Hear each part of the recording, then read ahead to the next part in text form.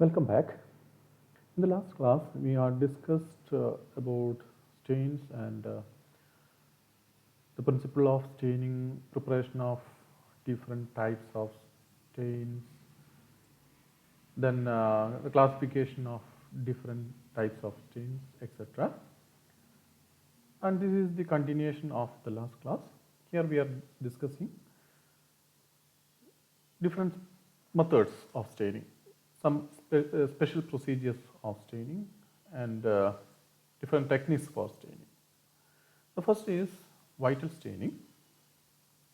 Vital stain, vital means living, and vital stains are used for staining of living cells or tissues.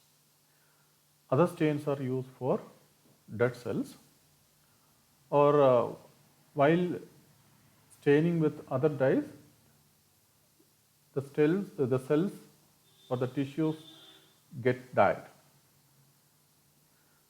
Some dyes stain living cells or are excluded from living cells and stain only dead cells, and therefore may be used as a means for performing rapid investigations concerning the viability, physiology, or other properties of cells and tissues. So vital stains are useful for study of vital activity of living cells. The vital dyes pass through plasma membrane and stain the cytoplasmic components or indicate a physiological state without killing the cell. So they enter the cells without affecting the cells, and it indicates a physiological state, whether it is live or dead or in which state the cell is. High concentrations of this stain, that is the vital stain, may kill the cell. So vital stains should be used in low concentrations only. Some dyes preferentially stain organelles or indirectly determine physiological states such as pH. Some cells stain special structures or a particular structure, for example nucleus, chromosomes, etc., or may indicate the physiological state such as pH, whether it is the medium is alkaline or acidic, etc. So these are the different photographs of different tissues stained with the vital stains. One example for vital stain is Evans blue. It tests cell viability by exclusion. That is, it avoids living cells and it stains only dead cells. Dead cells stain blue, living cells remain unstained. So we can understand the vital status of the cell, whether it is living or dead. Then fluorescein diacetate or FDA, it is a fluorescent dye having the property of fluorescence. It stains living cells bright yellow, yellow-green when excited with the blue light. Another example is Janus green blue. Mitochondria of living cells stain blue green, and the dead cells stain throughout.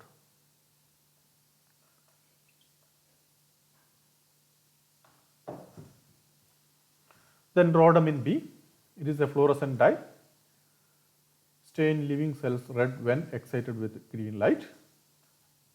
The neutral red accumulates in the vacuoles of living cells. Dead cells stain throughout. So in living cells they stain only vacuoles, but in dead cells they stain the entire cell. Then coming to different staining methods. One method is progressive staining. Here the tissues are understained first, and giving less quantity of staining first, and then gradually more stain is added progressively under a desired intensity of staining is attained. and we can observe the progress of staining under microscope from time to time, and at any desired intensity we can stop the staining. So any desired intensity may be attained in this method. Then opposite of this progressive staining is regressive or retrogressive staining. Here more staining is applied at first, that is overstaining. A sharp differentiation usually cannot be obtained by a progressive staining. And tissue is overstained fast and then destained or differentiated until desired intensity is attained. That is, it is just opposite to progressive staining. In progressive staining, first the specimen is understained and then the intensity is increased. In retrogressive staining, the specimen is overstained first, then the intensity is decreased by destaining. The commonly used destaining agent is 70% alcohol with 1% acetic acid or 0.5% of concentrated nitric acid or hydrochloric acid. The tissue is immediately washed after proper differentiation, because if the specimen is not washed, then the destaining procedure will continue. Then another method is counter staining. It is a special method that involves staining certain part of a part or parts of cells or tissues with a particular dye and other parts with a contrasting color. So two or more contrasting colors are used in counter staining. So we'll get different coloration to different tissues or different cells. Both of the dyes color all the parts, but by differential displacement, the two colors finally appear at different parts.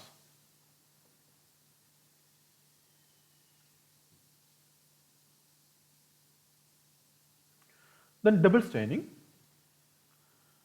It is a method in this counter staining. Double staining is the use of two contrasting colors simultaneously for staining. The most common double staining procedure for freehand or sledge microtome sections include combinations of safranin and fast green and crystal violet and orangey. The first procedure is safranin and fast green. Here, keep the section in washed glass containing safranin prepared in 50% alcohol for 15 to 30 minutes. That is, here first applied safranin, and that is applied up to 30 minutes. That is, first you are done overstaining.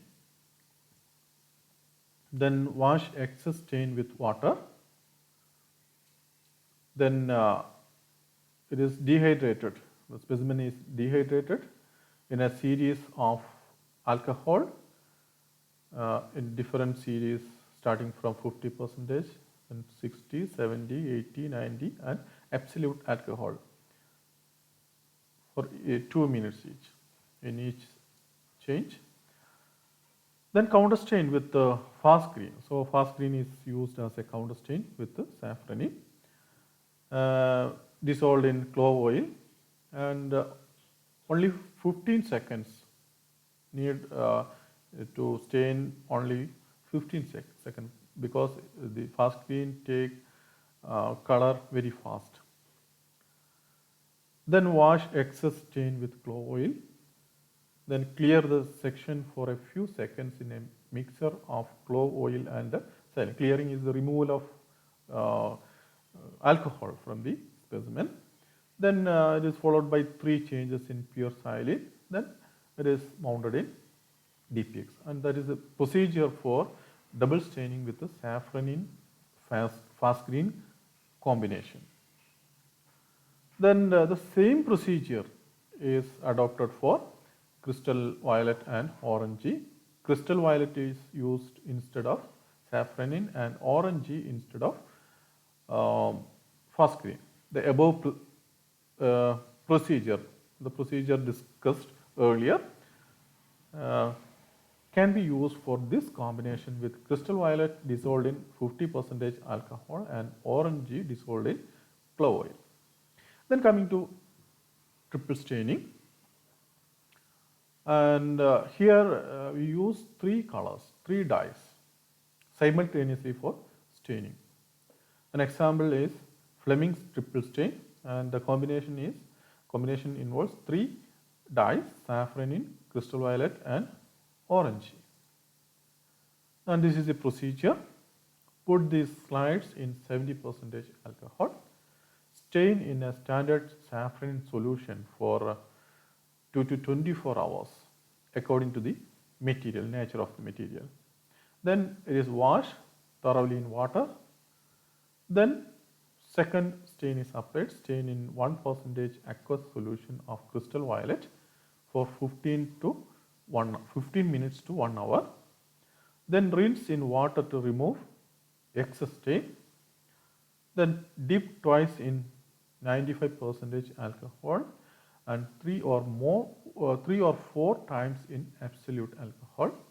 Then remove the slide, wipe off the underside and put on just enough orangey in clove oil to cover the sections for less than 15 minutes. Then pour the orange back into the bottle, wash off the excess stain with diluted clove oil and then put in pure clove oil. Then examine under a microscope, wash in saline to stop the action of the clove oil if the violet is satisfactory. Then make 2 changes in saline, then mount in DPX or Canada balsam. So this is the procedure adopted for triple staining using Fleming's triple stain. Then I mentioned material added with the dyes for making it more efficient. It is mordant. Mordant refers to any compound added before or after staining that enhances the staining properties of a dye. Usually mordants are metals such as manganese, chromium or aluminum.